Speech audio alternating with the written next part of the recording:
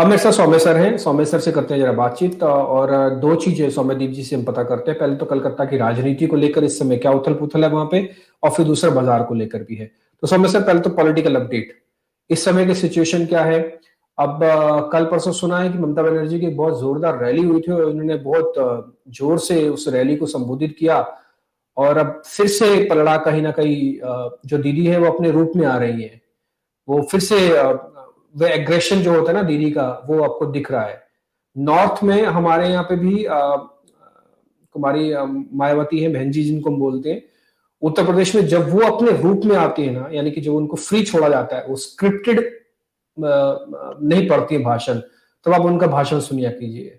ऐसे ही दीदी का भी कल परसों के जो हमने हालांकि वो बंगला में बोलती है, बट हिंदी में जितना भी समझ में आता है ट्रांसलेशन के जरिए, तो उससे ऐसा लग रहा है कि वापस जोरदार वो कैंपेनिंग के मूड में है। एक बार आपका update. Good morning Dimpy ji and good morning to all the viewers. जी हाँ, जैसे जैसे चुनाव के डेट्स आगे आते जा रहे हैं वैसे वैसे यहाँ पर थोड़ा सा माहौल गर्म हो रहा है। और ये ममता बनर्जी जी का जो रैली था उसमें उन्होंने बीजेपी को काफी अटैक किया है। स्पेशली वो फार्मर्स का जो प्रोटेस्ट चल रहा है उसके बारे में उन्होंने काफी एग्रेसिव स्टांस अभी लिया है। फर्क पड़ेगा सर? फर्क पड़ता है इससे?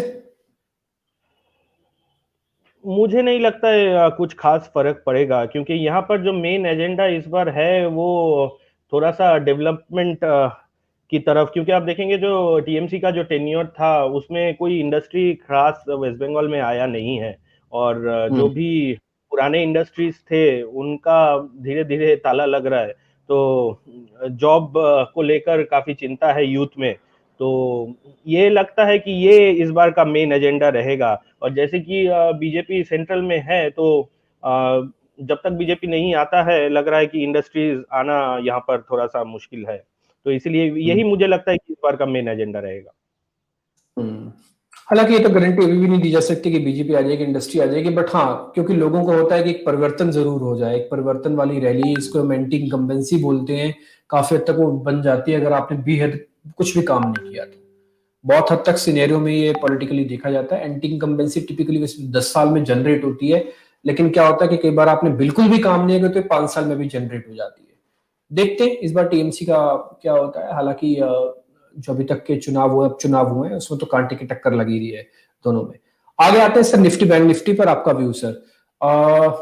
बाजार चल तो रहा है सर, इसमें कोई दो राय नहीं है। स्पेशली निफ्टी चल तो रहा है, लेकिन ये ऐसा क्यों फील हो रहा है कि बाजार डर डर के चल रहा है? डिम्पी जी, मोमेंटम थोड़ा सा वीक है लेकिन ट्रेंड एकदम स्टेडी इंटैक्ट अप है। आप देखेंगे तो एकदम ऑल टाइम हाई आज भी हम बनाकर थोड़ा सा नीचे आए हैं। लेकिन एक चीज ये है कि ये रैली जो 1300 13,400 से स्टार्ट हुआ था, अभी आकर रैली हो गया है कम से कम 1200 पॉइंट का। तो यहाँ पर हो सकता है थोड़ा सा साइडवेज कंसोलिडेशन या फिर करेक्शन देखने को मिले।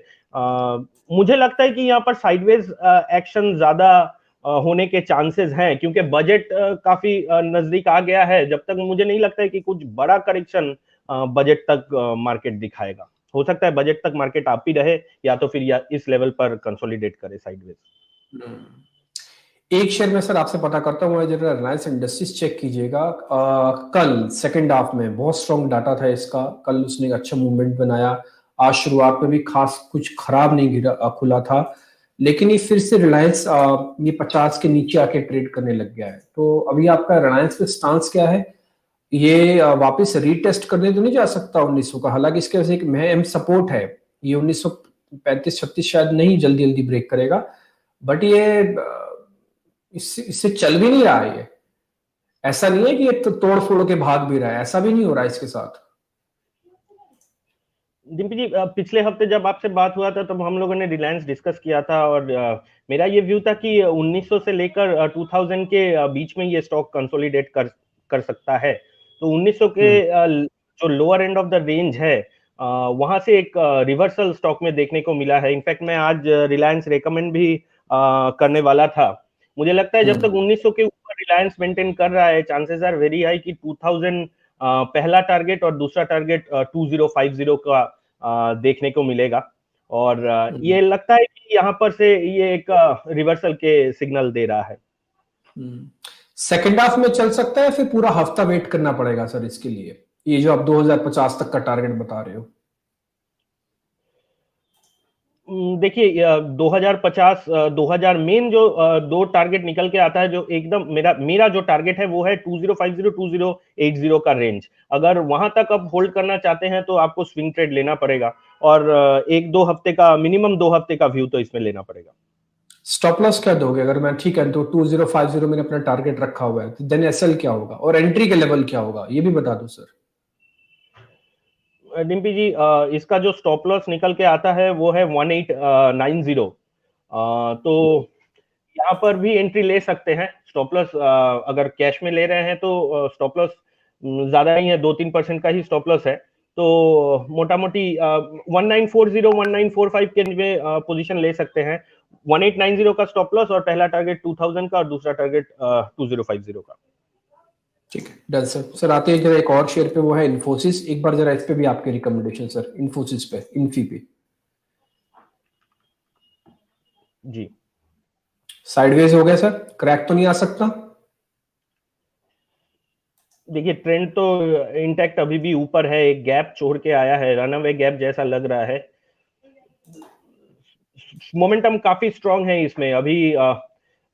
मेरे ख्याल से डाइवर्जेंस काफी विजिबल है स्टॉक में मोमेंटम इंडिकेटर्स पर, लेकिन ट्रेंड पॉजिटिव है।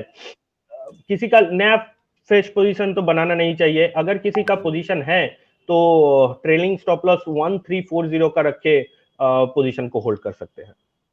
ठीक है sir. Kotak Mahindra bank first sign of a retracement ये देना शुरू कर रहा है। एक बार जरा आपका रिकमेंडेशन, क्या कोटक महिंद्रा बैंक को शॉर्ट कर सकते हैं क्या?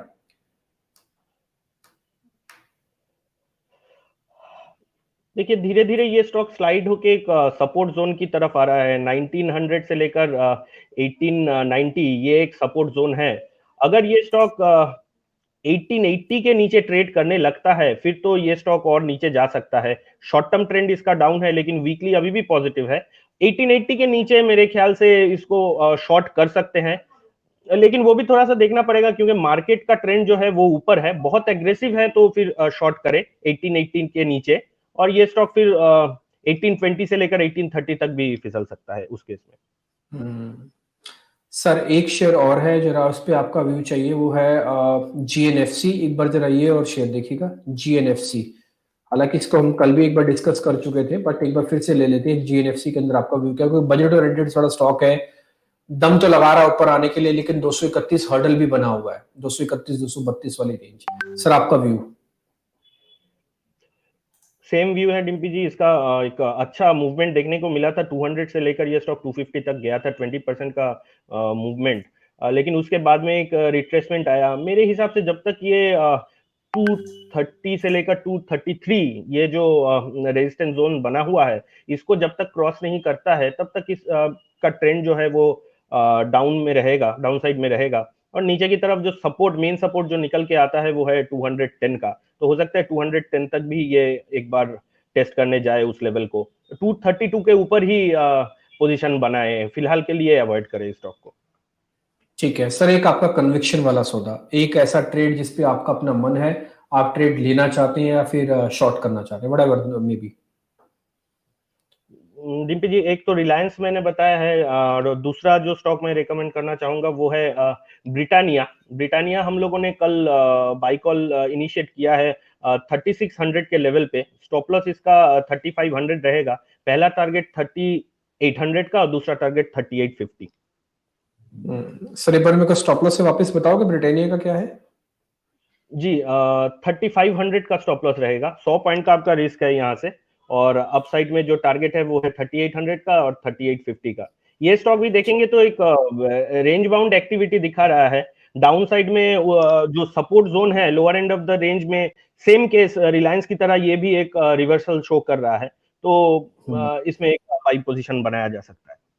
सर अगर मैं आपके सामने एक चॉइस रखूं, हालांकि पीयर कंपैरिजन तो बहुत अच्छा नहीं होगा, बट फिर भी एक चॉइस रख देता हूं, एक आईटीसी और एक ब्रिटानिया, दोनों में अगर आमने सामने रख दो तो आप किसको चुनोगे? डिम्पी जी, मैं ब्रिटानिया को चुनूंगा, क्योंकि ये स्टॉक ने अक्टूबर महीने में भी ये 3500 के लेवल से एक रिवर्सल देते हुए 3780 तक गया था, और अगेन ये स्टॉक उसी सपोर्ट जोन से एक रिवर्सल इंडिकेट कर रहा है।